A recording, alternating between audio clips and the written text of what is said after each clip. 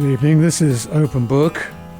My guest this evening is Matthew Hubbard, whose first novel, The Last Boyfriend's Rules for Revenge, has just been published.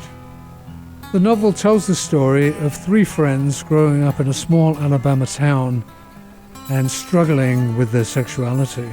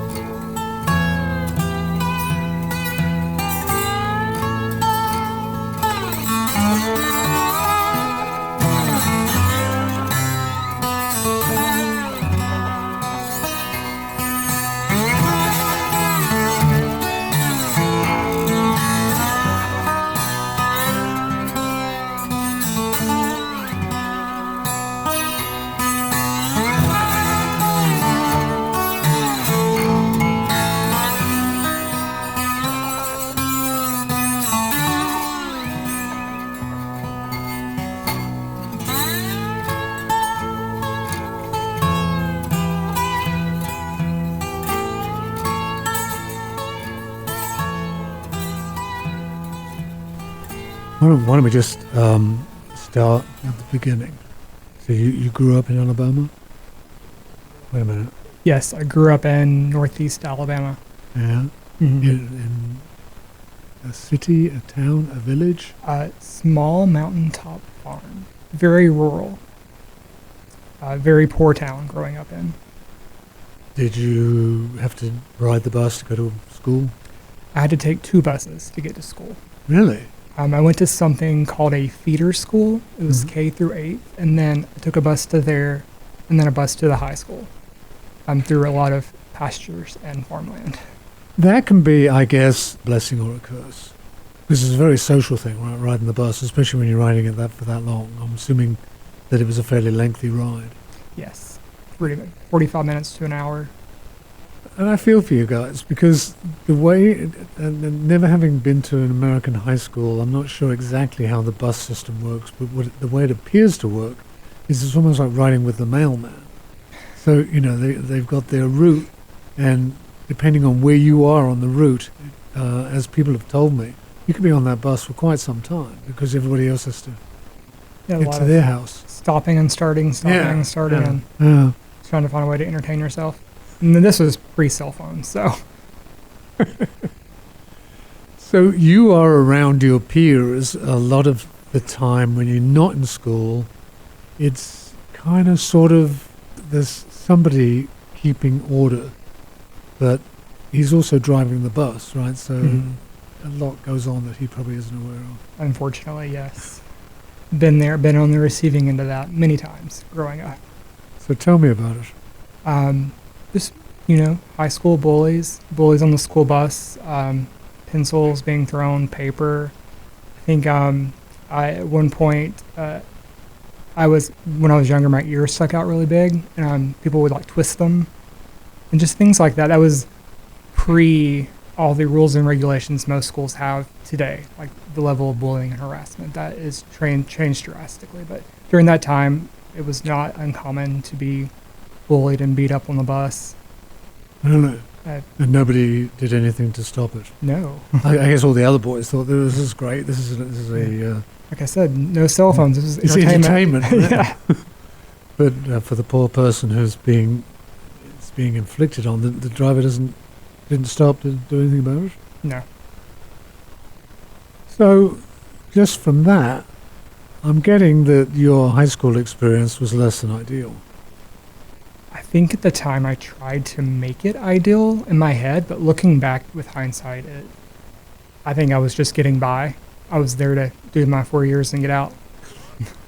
It felt like a prison, honestly. I can relate. I did my time. Relate. I can even now. I can almost see myself doing it, walking, and counting the days in my head to when I was going to be released. Mm-hmm. When it was going to be summer break. Yeah, good behavior. You get to go home at the end of the day. So, the school in your book, there's a principal, and he's the person who is your sort of first point of contact for somebody in authority as a student. But then you also had the superintendent, which is, again, that's something outside my experience. I've never been at a school where there was a superintendent. So he's a sort of area principal, right? He is responsible for more than one high school.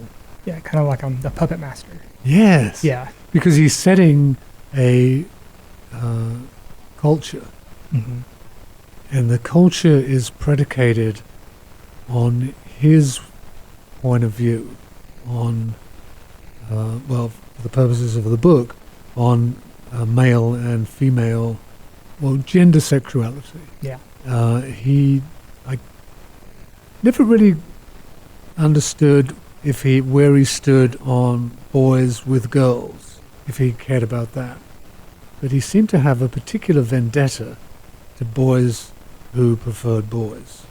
Very, here in the South, we call that good family values, is what it's used to hide behind. And that, unfortunately, is still prevalent today as it was back when I was in high school in the early 2000s. And I hope that that's not a thing that continues on. But, yeah, that's kind of what it was hiding behind in the book, is that whole premise.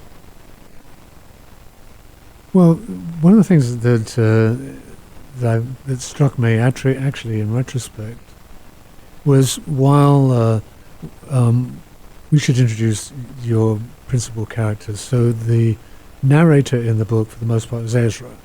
Yes. And he has two friends. Lucas and Finley. From what I could glean from the book, they didn't exactly try to hide the fact that they identified as, I guess, what might be called femme. They wear nail polish. Mm-hmm. I don't know. You never really talked that much about how they dressed. I assume they dressed like boys, although they didn't for the costume show that you did. I think I'm looking at that and how I think I kind of went into how it's hiding in plain sight. Yeah. These people, like the people in power, were forcing them into these labels of who they thought that they were. For example, Lucas being more femme presenting. That was his label. That's what the school knew him as. It was easier just to mold into that label and be who they wanted him to be, to fly under the radar, if you will. Mm. And kind of did that intentionally because we are more than our labels and more than the boxes people try to put us in. And as the book goes on, you learn more about Lucas and Finley and Ezra, and kind of their identity isn't just a label. It's all encompassing rather than living up to someone else's standards. Yeah, and I think, well, before we go any further, would you care to read something from your book so that people know who we're talking about? My guest is Matthew Hubbard. His book is The Last Boyfriends, Rules for Revenge. So I'll read the opening page. Okay. Sure. Hiding spots were easy to find if you knew where to look. Growing up on my grandparents' farm, there was always somewhere to disappear to when life got to be too much. Between bales of hay in the barn loft, the old tractor shed, even the root cellar used for tornado season. Wherever I ended up, nothing could hurt me until I decided it was time to stop hiding. High school wasn't so simple for queer students, though, especially in Harper Valley, Alabama. HVHS was a rectangle of a building with only one long hallway. Between the ag shop on the south end and the media center on the north, there was nowhere to hide. Instead, my friends and I had learned how to disappear in plain sight, stick together, and do our best not to be noticed in small-town Alabama. It had worked well for the last 2 years, in easy navigation around Akron County's strict family values and obsession with a 5-time state champion football team, the Mighty Lions. That is, until Lucas started dating Cass the Ass. Until Finley got swept into the drama that is Logan James Michael III. Until they left me on the sidelines to fend for myself, a third wheel to their respective love lives. The old cheesy rom-coms I'd grown up watching with my grandma taught me everything I needed to know about third wheels. They were destined to be stuck in the background, and I refused to be a bystander while my friends got what I wanted. If they only knew, I thought, gripping my backpack straps. I pushed through the crowded hallway and stole a glance at the Mighty Lions. They were gathered at the North Hall exit and wait for the football team's athletic training. And he was there like always. I told myself not to look. But Presley Golden Boy Daniels had just gotten a new haircut.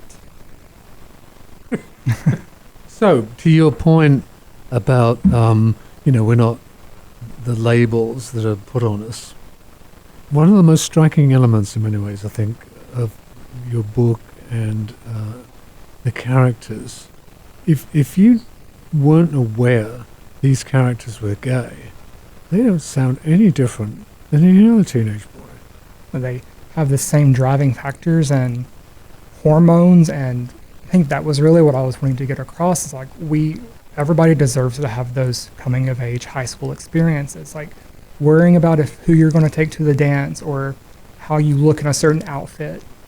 That's something that we all go through, and it's so universal to the human experience. And I think that kind of gets glossed over a little bit whenever you bring in sexuality and gender into things. You kind of, you put people in a box and expect them to fit into that. Well, it seems so draconian, the approach that was being taken, at least in the high school in your book. The principal, at the behest of the superintendent, is a policeman. Yeah. A cultural policeman, especially. He's one of the superintendent's cronies that's just carrying out, and he gets to hide behind, I'm just doing my job. Not doing anything, I'm just doing what I'm told to do, which is also another cop-out people do. But yeah, he was kind of, like you said, policing people's identities and how they express themselves. Good luck with that. But at the same time, and it's, I guess, the conflict that has to be for there to be a story. The harder Ezra tries to fly under the radar, the more he's pushed into the spotlight. Yes, it's not entirely obviously not by choice at all, but at the same time, and I think that's one of the cool elements of the story, is it's Ezra's coming of age and coming to understand, no matter how much you might like to fly under the radar, none of us ultimately are very successful at that.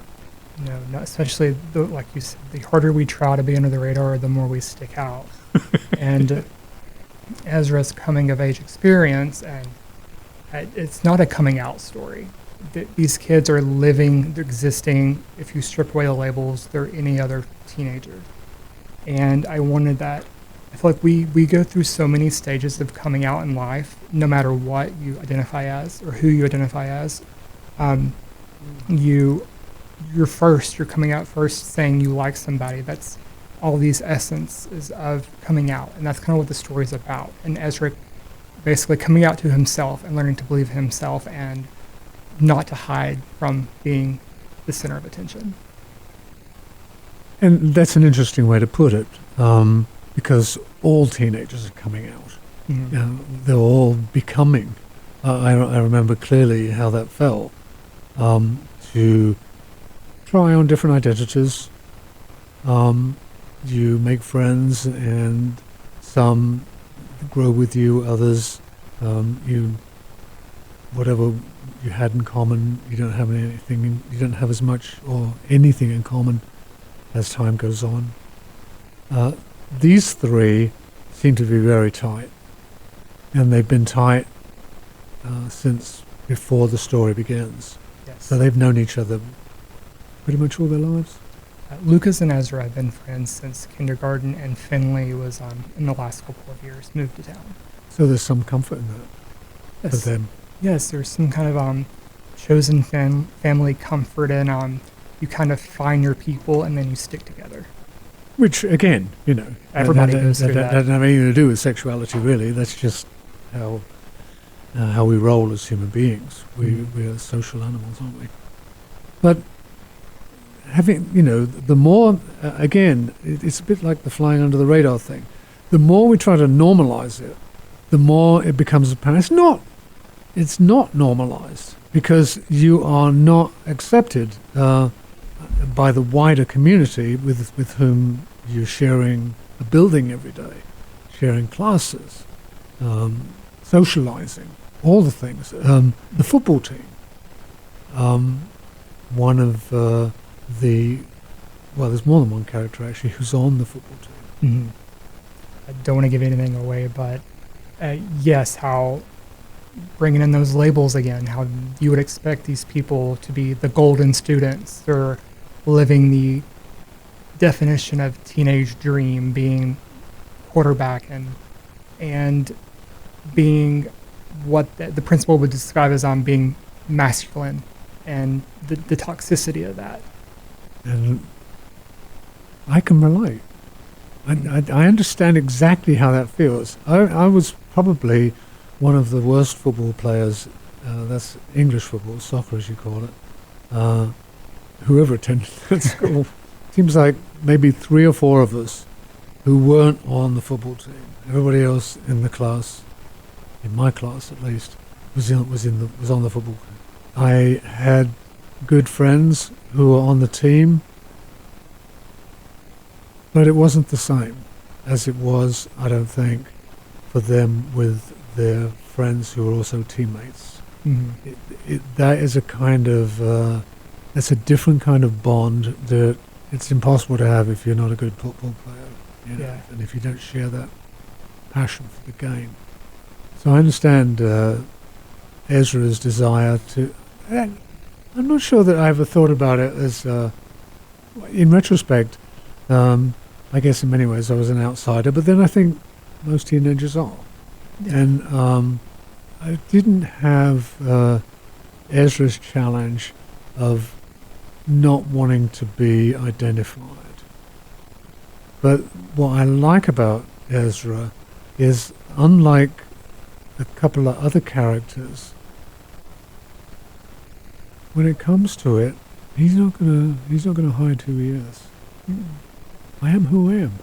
Yeah, it goes from being not an outsider in the sense that you're afraid to take up your own space, to learning to come into your own and like demanding to take up space. And I think that was very empowering for myself as a 37-year-old man writing, like, it's okay to take up space and not to be an insider in your own life. And yet the culture, as you said, is almost toxically masculine, and which I think is probably pretty typical of high school, no matter where you go to high school.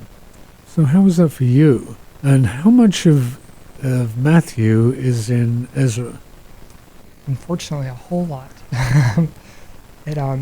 I feel like Ezra was who I was at 17 in high school. I was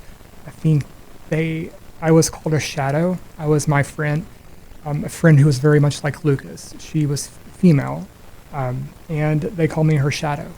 I would stick with her, very much how Ezra stuck with Finley and Lucas. He was the shadow, and that kind of rotting from that perspective of wanting to be overshadowed by someone else, like to kind of have that room to breathe and figure out your own self. And I think I kind of did that in high school myself, and kind of secretly, because this was in the early 2000s. I was trying to come into my own, and I didn't have that friend network like Ezra has, which I think would have made a world of difference for me had I had that.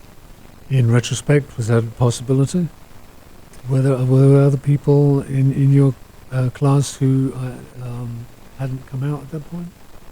I'm sure there's some at this point. There have been, but I think that we're so afraid of exposing ourselves like that we don't give people the chance to accept us as well, which is terrifying.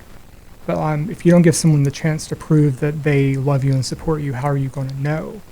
And I feel like that's always like a cliff, like you feel like you're having to jump off of. What about your teachers? Was there anybody you could talk to? Not in high school. In college there was. There was the time there was teachers had stickers on doors, and it wasn't a pride flag or anything like that. It was just, I want to say it was like a white circle or something, and if they had that sticker, people knew that they were safe. They were a safe space to go and talk to. And I thought that was very inspiring in college. Very that, like, knowing that you get to go home tonight and you have a nice warm bed to crawl into, like, that's the same feeling that gave me, of like a comfort. So how did you function before that? Other than, because 'Cause I'm assuming your friend, who was a girl, wasn't there 24/7. It's a miracle that That's how you negotiated high school, right? Yeah. When you were in the building and in the classroom, she was a classmate of yours? Yes. Was it okay for boys and girls to sit next to each other and that sort of thing? At that time, yes, there was. It was more surrounding yourself by these girls who were quote unquote popular or well liked, and if you were friends with them, no one really picked on you, if that makes sense. Kind of like they were respected within themselves and the people they associated with. So that was kind of flying under the radar, like slipping in to like a disguise and just coexisting in their space. Yes, I think, now you say that, I think identity is power in high school. If you know who you are, or at least you are confident in who you are, Mm-hmm. then you, to a large extent, you get to make the rules. Yeah, it's whenever you're confident and unshaken in your identity, it's you have other things to prioritize in your life instead of just worrying about that. Because I feel like that was a 24/7 worry of mine. And as an adult, being confident and sure of who I am, it's like opens up I call it like my barometer for anxieties. It's like I can focus on things that are more productive, things that are going to be more fulfilling for me.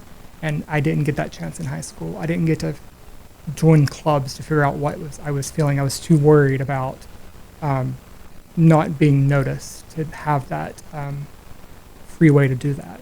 And I think that's really important when you think about stuff. To be honest, Matthew, thinking about it, it seemed to me that it wouldn't surprise me at all if, when you left high school, you had some measure of PTSD.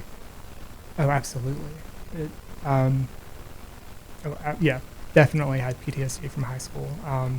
From those experiences and going through the early 2000s were a very dark time, or not to make a lot of the times that came before that, but that's my only experience that I've had. And it felt like it was a very dark time.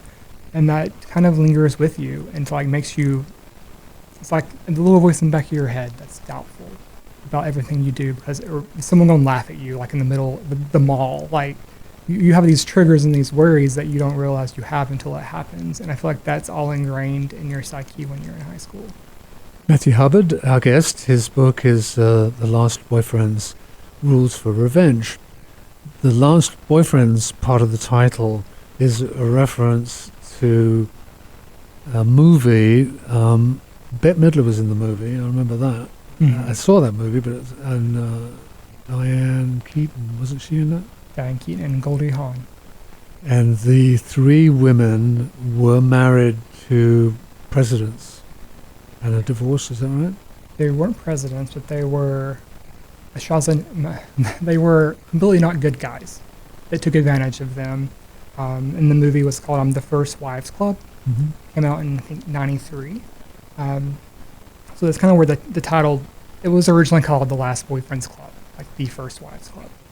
And then it was shortened to Last Boyfriends. And then Last Boyfriends Rules for Revenge was added onto it to kind of like an amalgamation of all the things in the story. Yeah, I was going to say, that's essentially a summary of the arc of the story. Yeah. Would you care to read something again from it? The Lion's Den Yearbook Club met in the back room of the media center, and my neck prickled as a few staffers looked up from their workstations, like they could see the relationship failure written on my face. Avoiding glances, I made my way back to where my friends were waiting. Lucas Rivera had been my best friend since we fought over My Little Pony dolls in pre-K. He won but let me play with him. We were like brothers now, unidentical twins, he'd say. We lived next door to each other, and for a long time it had just been the two of us. Then Finley Lewis moved into our Middlebury subdivision, the summer before 8th grade.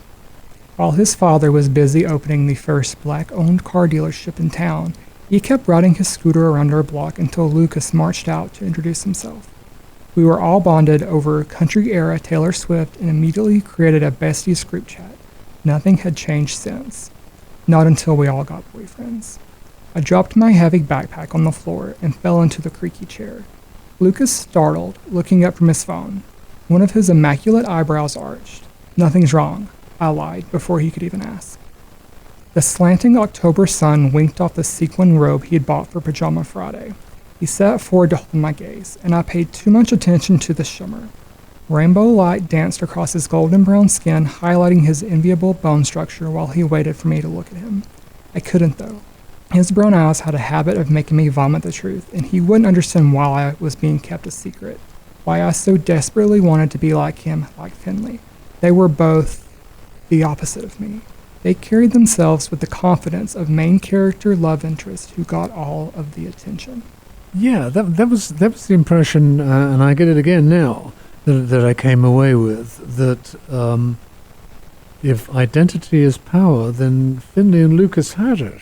Yes. The way you're describing Lucas, I mean, you could easily be, just as easily be describing a woman, because Lucas's attention to his appearance, Yeah, he had shaped eyebrows, Yeah. he wore mascara, fingernail polish. So he was acutely aware of it. Thank you. He was acutely aware of his appearance, and he wasn't at all concerned to, as you just said, use products that are generally associated with young women. Yes, and going back to that identity as power, he knows who he is in this story. Like, nothing can shake him from wanting to express himself that way. But if the main character Ezra tried to do that, he would be crumbling and nervous and wouldn't be able to do that. He barely has the ability to like wear fingernail polish, which he says is because of his favorite hockey team. That's right. Yeah. Yeah, and the guy on the hockey team, it turns out, may be gay too. Yes. They're their hero. Mm-hmm. In some ways, the epitome of masculinity. Very subverting that stereotype right there. So, how is it that Lucas is able to comport himself that way in a school where it's much like the armed forces when they said, "Don't ask, don't tell"? I think it all stems from a home life and having people on his side, and that was a very specific point in the story or plot point that I wanted the parents to be supportive. I know one of their parents are not perfect; they stumble, but they're trying, and I feel like that's so very necessary. And whenever you have that home life to where you're loved and supported and cherished, who you are, and you have the breathing room to figure yourself out, like Lucas already has, that kind of plays into his character and his personality. But Ezra only has a dad Yes. On the flip side of that, who dotes on him. yes, he has a wonderful father. That's He's almost like supportive. a big brother. Yeah, they're very close in age. I would say the dad would be 34 and Ezra's 17. No, Yeah. so it's not that big a gap. No, it kind of feel like Ezra kind of feels like he grew up with a big brother rather than a father figure, and which is wonderful. And he, on the opposite side of that, where he had the same kind of upbringing that Lucas did, the same loving family. It affects each of us differently, and he didn't give his dad the chance. Like, I need X, Y, and Z from you. That kind of plays out through the book, like coming to terms with the way he looks and his body image issues and things like that. That's something he never really talked about with his father. And whenever he does get that attention, he kind of comes into his own identity. This is Open Book. My guest, Matthew Hubbard, is talking about his first novel just published, The Last Boyfriend's Rules for Revenge. The rain falls hard on a humdrum town. This town has dragged you down. Oh, the rain falls hard on a humdrum town. This town has dragged you down. And everybody's got to live their life. And God knows I've got to live mine. God knows I've got to live mine.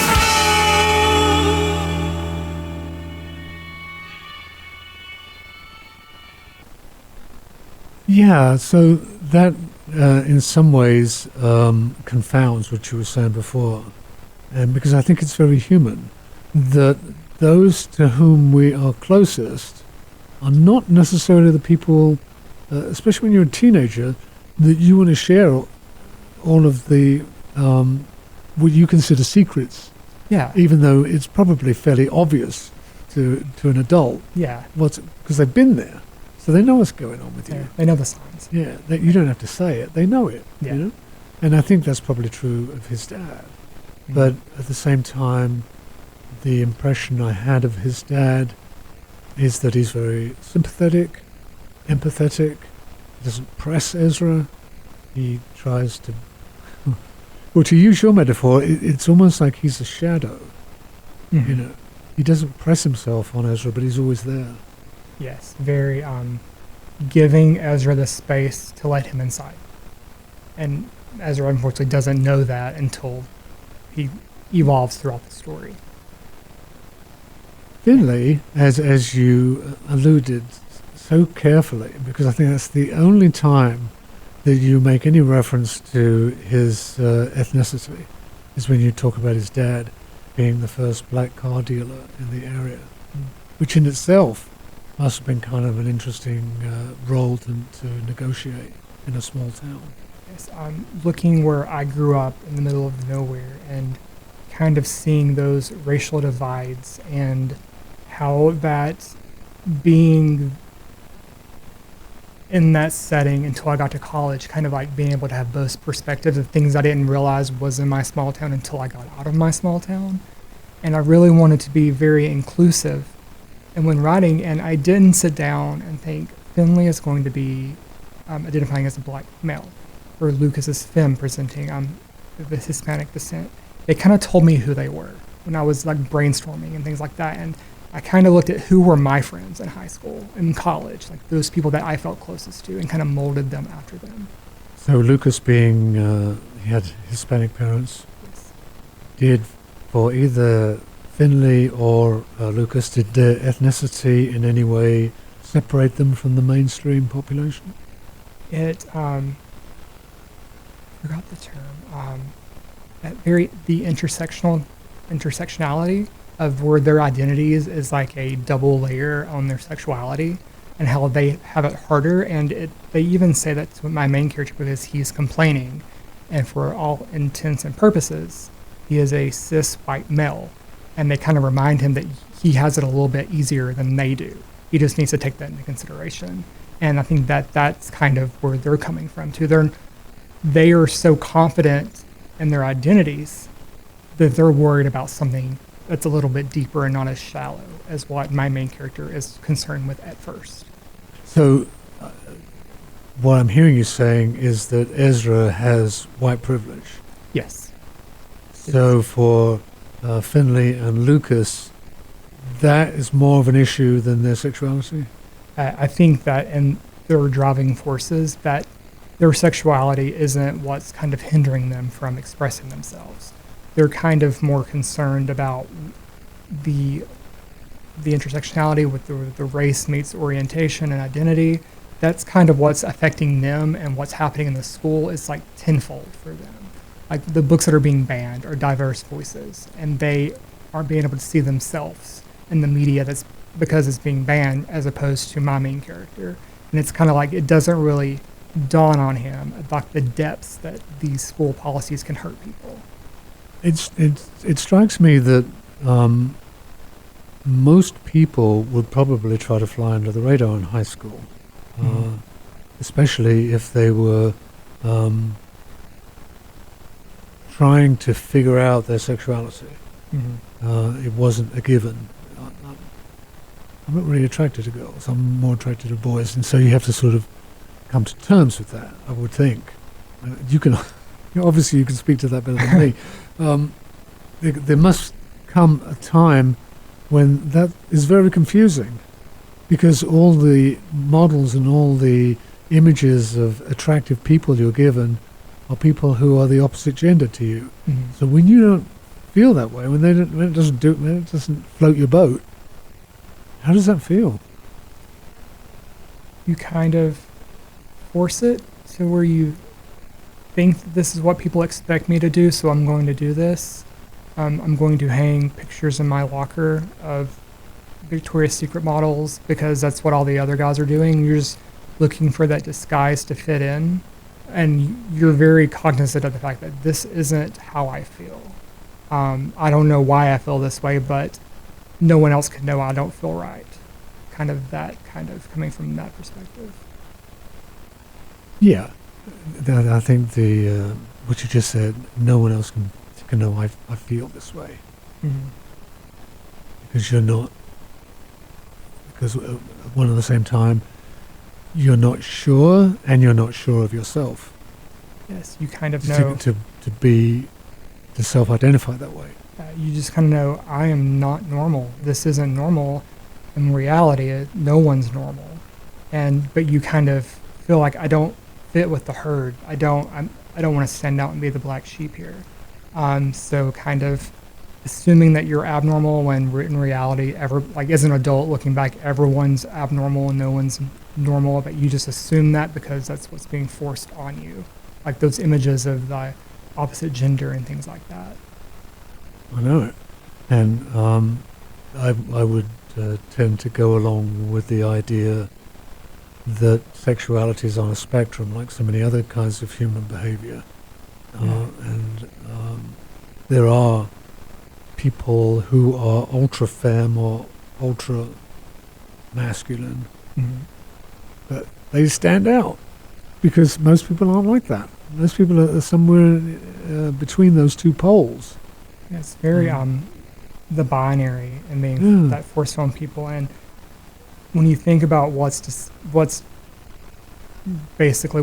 considered feminine and what's considered masculine is clothing, things that don't need to be in that label. It's just what society has adopted.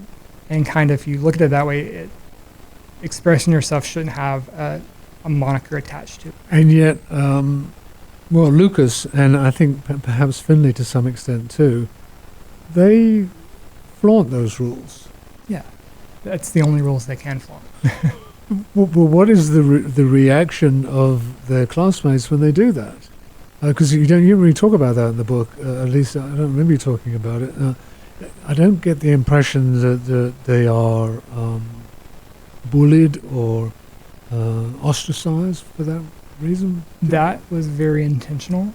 I did not want to present bullying from their peers when they're facing bullies from the adult sphere. So I'm kind of, and in my head when I was writing them, that they're so close-knit that they are their friend circle. Nobody else matters, and they don't pay attention to anybody else. They kind of like just stick to each other in the hallways and don't associate with other people to give people the chance to bully them. Other than you have Ezra, who does get bullied for his body issues by the football players. Because Ezra thinks that he's overweight.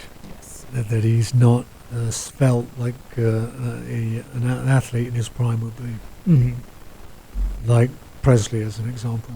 Yeah, he's very, to an extent, envious of that perfect physique that people assume as attractive, especially at that age. And yet one of the worst examples in my mind of bullying in your book, and it's perhaps not bullying in the conventional sense, but Ezra is involved with somebody who he's a player.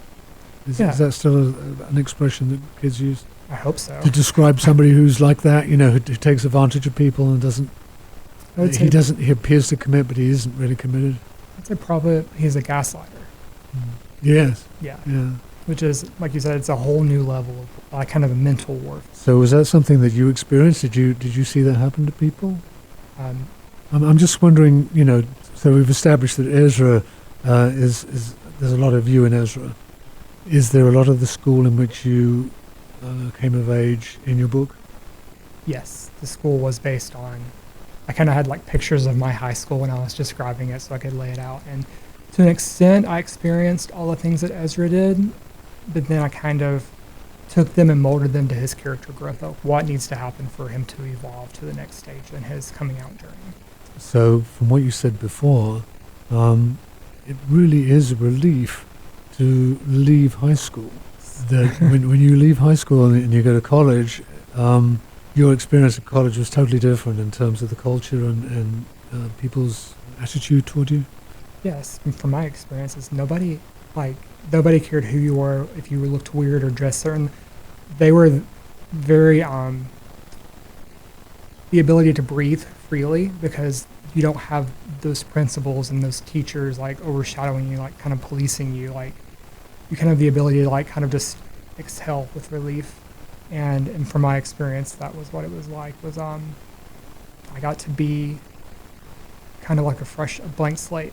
Got to start over again, which was kind of very rewarding for me. I got to decide who I wanted to be without someone telling me who I was.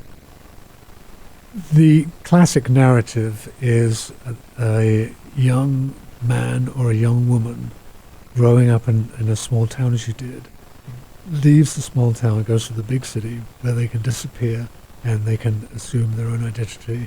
When I moved to New York, I knew lots of people like that.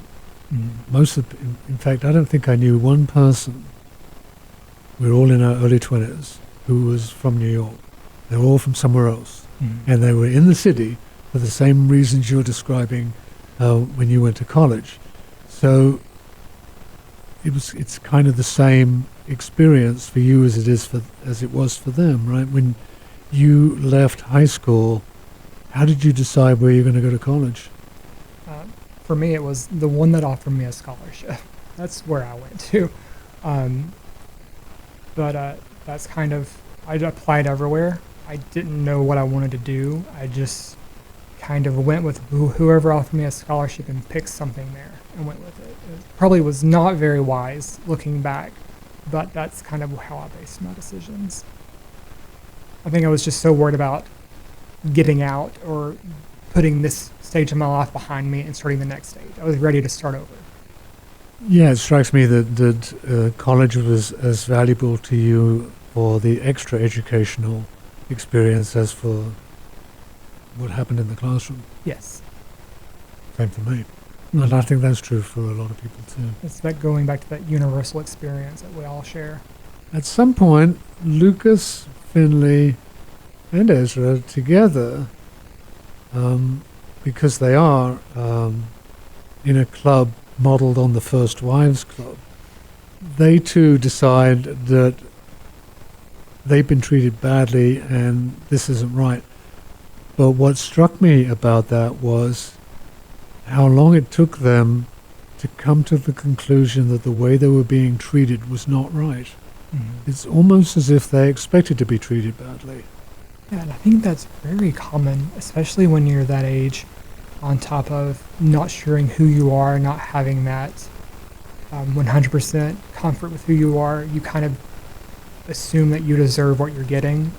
And that ties back to a quote from the book, The Perks of Being a Wallflower, where it says we accept the love we think we deserve. And that's kind of what they thought that they deserved. That's a terrible thing to say. It is. Because what does that do to the psyche of a teenager? You know, when they and I don't want to put you on the spot, but it strikes me that you had that same experience, that when you go from being a teenager to being a young adult, you have to process a lot of, as you said, you came out of high school with some measure of PTSD, because your identity has been not only denied, but also exploited.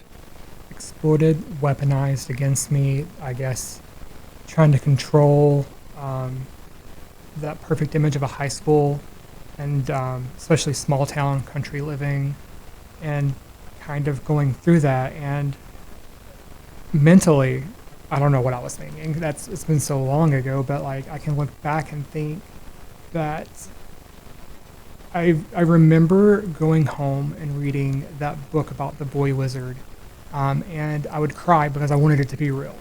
Like going up into high school, I was like, I wish that this was my reality, not the one I'm living in. And so kind of finding a means to escape, for me, was my saving grace. Do you mean Harry Potter? Yes.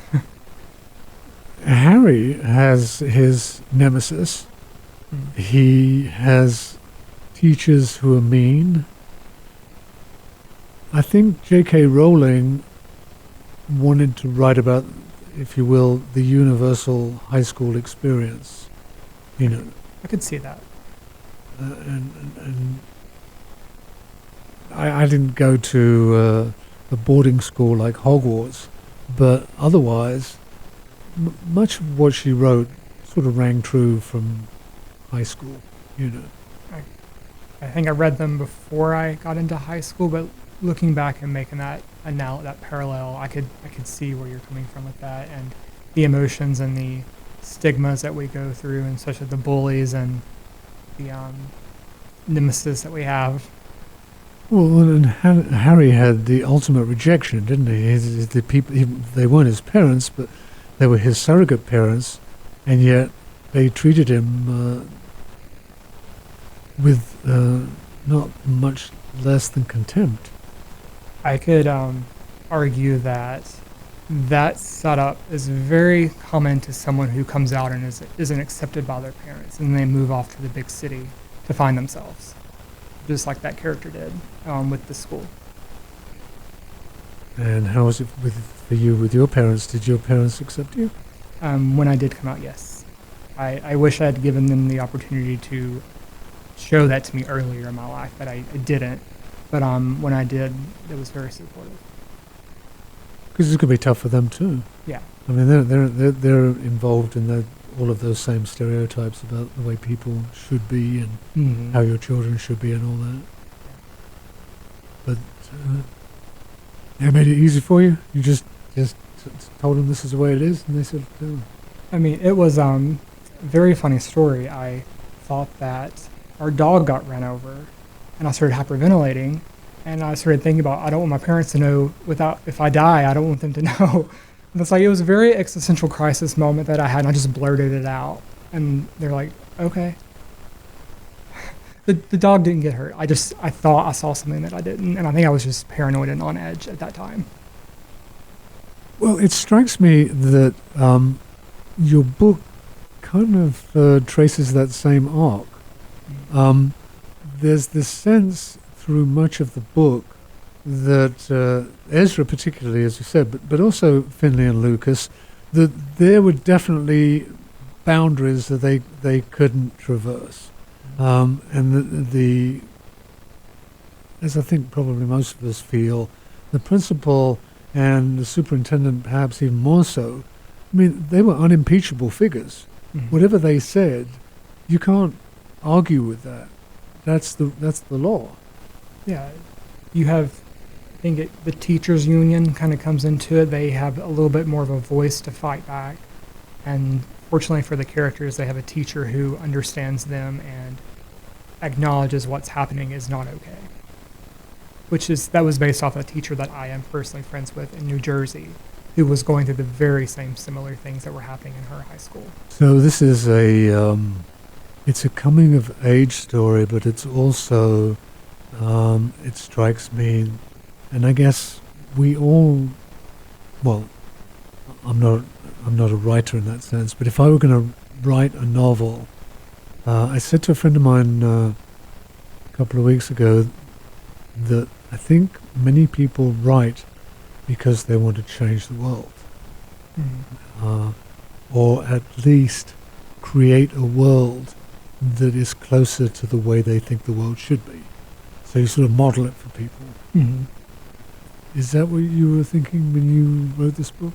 I wanted to give readers a chance to, I mean, if you look past the gimmicks of the revenge plan and things like that, the bigger themes from the story of finding your tribe and learning who you are and demanding to take up space. I feel like that's really important for readers to see that. And I started writing that because that's what I wanted to showcase. Like, it is okay to take up space. And I feel like especially from my experience and my friends growing up, it was kind of shy and kind of timid and taking up space and thinking you deserve to be here and in your body and or not literally, but like having the ability to exist freely.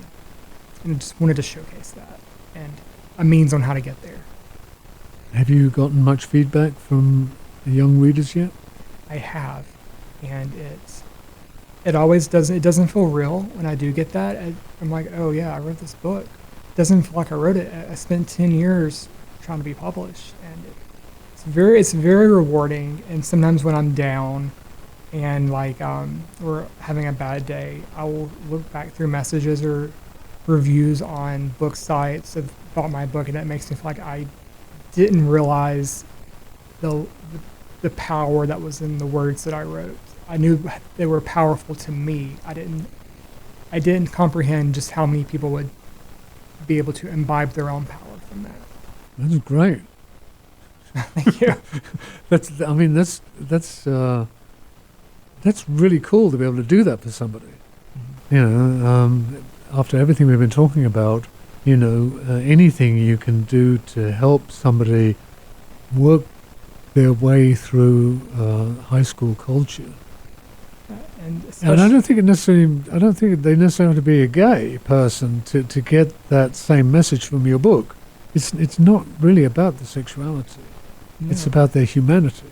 and There's and student rights. sense of things self. like that. Yeah, and I think I got a message from a mother whose daughter was starting school, and she said that my book made her start paying more attention to school policies because she doesn't know who her daughter will identify as or who she is secretly identifying as. She wanted to make sure that her daughter had a safe experience, so she was more aware of that.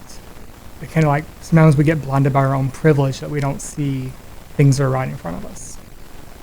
And since the, a lot of people were upset with what's happening in American politics recently, and I've been getting messages about that, about my book, people like reading it and finding like inspiration or relating to it, and it kind of gives me a sense of guilt because they can relate to it. I wish they didn't have to relate to it, and that's been rewarding to a degree within itself. I'm going to find reasons to be joyful. Yeah, it's the only way. And the sad thing is, I wrote that book 2 years ago, and it's more relevant now than it was 2 years ago when I wrote it. And yes, well, a life well lived, as the man said. That's the best revenge, right? Yeah. So I think that's true. Would you care to read one more extract from your book? We'll close with that. And thank you for the conversation, Matthew, and for being open to answering all my questions. Absolutely, thank you. The midnight walls of Lucas's room were calming. While he got ready, I lay back on the fluffy duvet and blew on my fresh coat of nail polish. Each time my lungs emptied, I focused on the glittery gold stars we'd painted on the ceiling above the bed. We had a tradition of confiding our deepest secrets underneath them, glitter bombing our truths. It all started in 5th grade when Lucas admitted he kissed Bobby Tucker under the bleachers. Those same stars had watched over us when Finley came out as bisexual, when I was dying from embarrassment after my dad walked in on me, and now, my nails were nearly dry and I blew on them again. Those glitzy stars watched me between each exhale. Their shine lassoed the truth I'd kept buried and pulled. 5 months of worry had exhausted my defenses, and today had filled me with even more doubt. I was too tired of being alone with my thoughts and wanted someone to know. Presley Daniels is my boyfriend, I admitted aloud. Huh? Lucas called from the bathroom. Last May, he came into the bookstore when I was closing, and it was a total meet cute. What? I know, I can't believe that he's gay either, but he kept coming back, staying late, talking to me of all people. I inhaled deeply as memories replayed in my mind. Everything was perfect, but I keep messing it up. Silence thrummed for a moment when the rattling of the doorknob made me tense. Did you say something? Lucas asked, opening the door. Nope, I lied, knowing I'd be unable to defend myself if I actually told him. Lucas would never get why I'd let myself fall in this deep over my feels over Presley. Everybody should have a friend like Lucas and Finley. Thanks, Matthew. Thank you.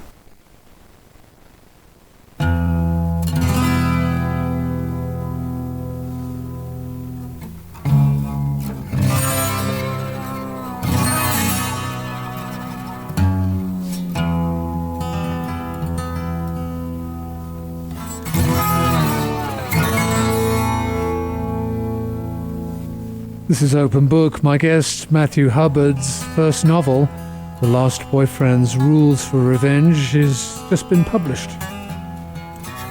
Thanks so much for listening. I hope you'll join me again next month. I'm Richard Winham. Good night.